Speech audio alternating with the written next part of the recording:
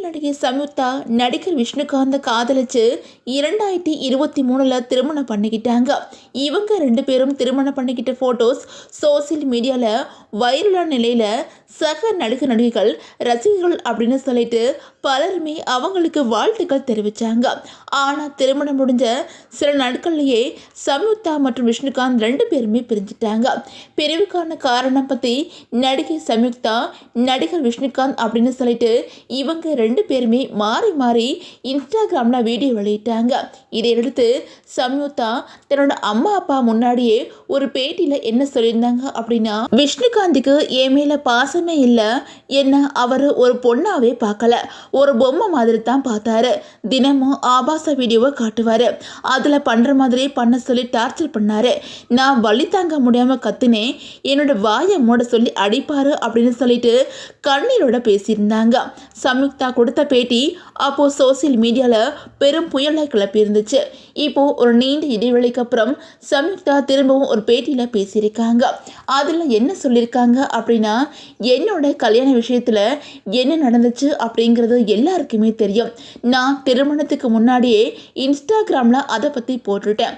அதுக்கப்புறம் தான் அவருடைய உண்மையான குணம் என்ன அப்படின்னு எனக்கு தெரிய வந்துச்சு.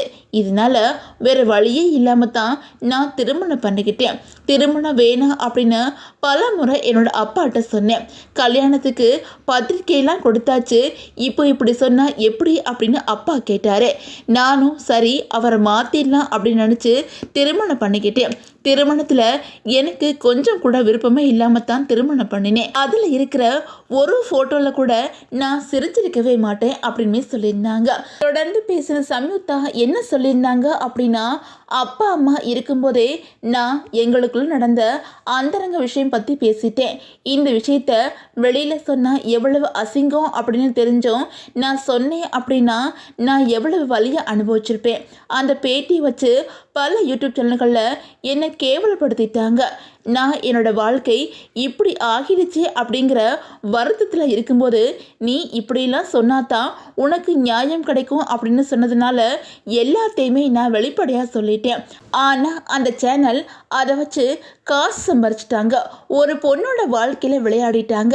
அந்த இக்கட்டான நேரத்தில் என் கூட யாருமே இல்லை, மனசில் இருக்கிற கஷ்டத்தை சொல்லி அழக்கூட ஆள் இல்லாமல் இருந்தேன். தற்கொலை எண்ணம் கூட வந்துச்சு.